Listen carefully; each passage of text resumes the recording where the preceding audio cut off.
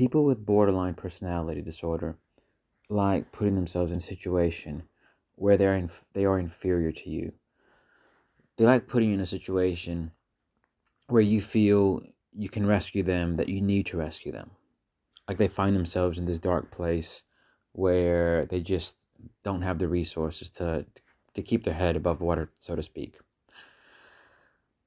Borderlines have a way of reeling you in to want to rescue them, of reeling you in to want to save them. But that doesn't happen at the very outset when you meet them. When you meet the person, obviously you need to form some kind of bond. And as you're forming that bond, usually the borderline, they know just what to say, just what to do to make you feel good, to make you feel good around them, with them. They really put your senses, your senses into a good feeling place. They they know your pleasure points. They like to press those. They say just the right thing to butter you up, just the right thing to warm you up to the idea of them. But once they have you in their arena, you get caught up in their aura, then it's only a matter of time before the person with borderline personality disorder puts you in a situation, in a position where you feel you need to rescue them. And part of the reason is borderlines are, they're always in and out of the state of, um, kind of like they're drowning, that they can't keep their head above water. They dip in and out of that feeling. So in a way, when they come across as if they need you to rescue them, it's not a complete. They're not completely faking it. There's a lot of truth to it. But at the same time, there's a very manipulative edge to it, in that they feel so good when you put all your focused energy, all your focused attention, all your focused resources into them to try to help them. It's like you're channeling everything that you have, your life forth, your wherewithal, your all your good intent, all your empathy. They like when all that's channeled into them. Um, but the problem is, as soon as you start giving the person with borderline personality disorder your focused attention, you start giving them your resources. Typically, if you try to help somebody who's like a neurotypical or somebody who's not heavily disordered, you can see a positive impact. That person starts to feel more uplifted, they start to feel better about themselves. When you're dealing with a person with borderline personality disorder, they don't really have that. They don't really get that upliftment. They might even act or react in a way as if they're somewhat feeling better, but actually, they are not being uplifted. And you soon realize that they are just sucking your energy out of you, sucking your resources, the wherewithal that you have, that you could either, maybe you could pay attention to your children, have a good laugh with your friends, say some jokes, write a report, anything that you could do, that the energy that you would apply to those things, gets kind of sucked dry. That same type of energy that you could apply to other things, the borderline just sucks dry out of you. And they feel momentarily energized, momentarily good, but very, very quickly, you feel like your energy's been sapped. They are actually not in a better place than they were before you tried to help them. And now they're right back in the same dark place, wanting you to give them more. So in a way, they get you locked. They get you somewhat trapped in the zone where you feel you want to help them, but you can't. Um, but once you've decided that you do want to help them, it's very easy to find that you find yourself feeling responsible for them. You find yourself pitying them. You find yourself, as one of the few people, or if not the only person, who can really help them. But the fact that you want to help them, and the fact that you initially thought you could, whereas in fact you're not really having a positive impact on them, and you can see by their reaction to you, it gives you this overall feeling of helplessness. Obviously you're drained on top of that, and if it's somebody you care about, you just feel bad generally. And all that really does is your whole self becomes dedicated and locked into them in a certain way. And that's how they get supply from people, whether it's somebody they consider to be their favorite person, or somebody who they consider to be their friend. that's how they like to interact with people. They like, either people, people borderlines either tend to have very superficial relationships, maybe very casual acquaintances, maybe professional relationships, or the people who tend to have more deep relationships with them. They find themselves in this kind of give, give, give situation where they ultimately get drained, and they see the borderline as this broken person that they are, and they want to help because the borderline can come across as somebody very innocent, somebody who really needs your help, but you can't reach them.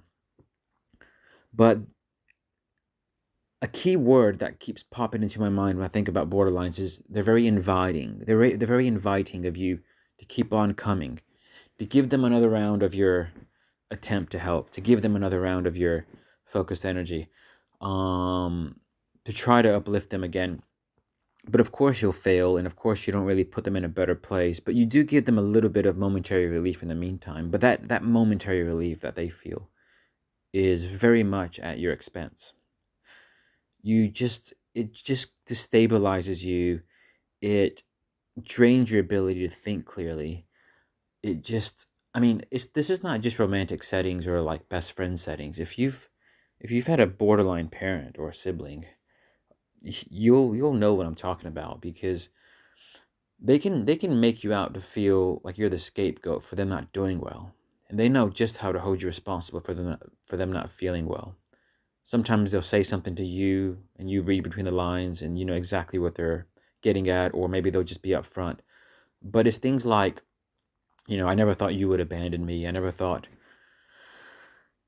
my son would do this to me. Sometimes they'll make a comment like that. If you finally leave the house, and let's say your mother has borderline personality disorder, um, she'll make a comment to somebody who's a mutual acquaintance, something along the lines of, "Oh, I never thought my son would leave me, abandon me," and then that comes back to you, and then you feel bad. So it's almost like either you're dedicating your life to them at trying to rescue them, knowing that you can never really have a positive impact, or you just feel bad about yourself. And that's how borderlines corner you. That's how they hold you hostage. And it's not that they want to cause you harm. It's not that they want to do that. They have this inner instability about themselves, and they just need you to fully focus on them, to try to help them, and to know that you have an unwavering dedication to to want to see them better. But the problem is, you can't make them better, and it all comes back to the same thing: you cannot change other people. You know, you can't make a you can only really make a difference in somebody's life and help them if they really want to help themselves and they meet you halfway. But if somebody's not going to meet you halfway, if they're going to make you come all the way down to them, then all you have is, let's say you're up in dry land, they're drowning, you'll end up having two people drowning. You cannot uplift them out of the water. You just cannot take them out of those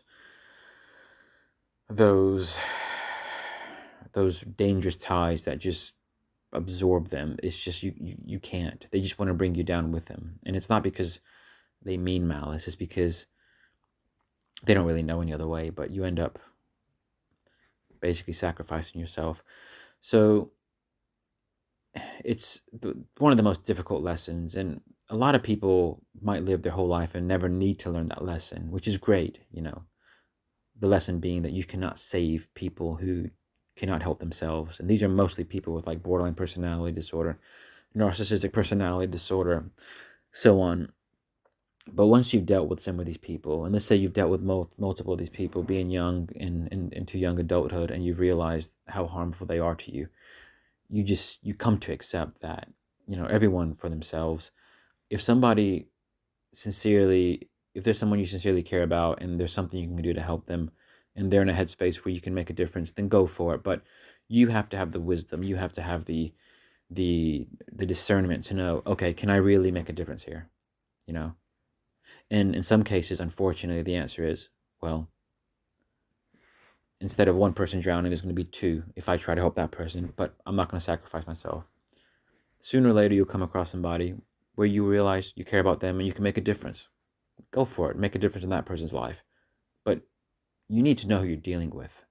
And if you're dealing with somebody who's severely unstable internally, who has a severe inability to regulate their own emotions, and it's just chronic, you cannot reach these people.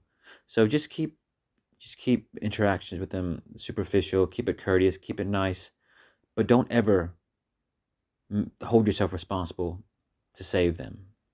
That's your red line. Don't ever hold yourself responsible for making them happy. Don't ever hold yourself responsible for being the person who's going to make the difference in their lives, that difference that they need. You can, obviously you can have a laugh, you can maybe spend some time with them if it's an important event. Sometimes you don't want to spend too much time with them. Maybe give them a Christmas, maybe a present for Christmas or their birthday or something. But just don't hold yourself to making a certain type of impact in their lives if it's just not realistic. So you just need to be realistic with these things.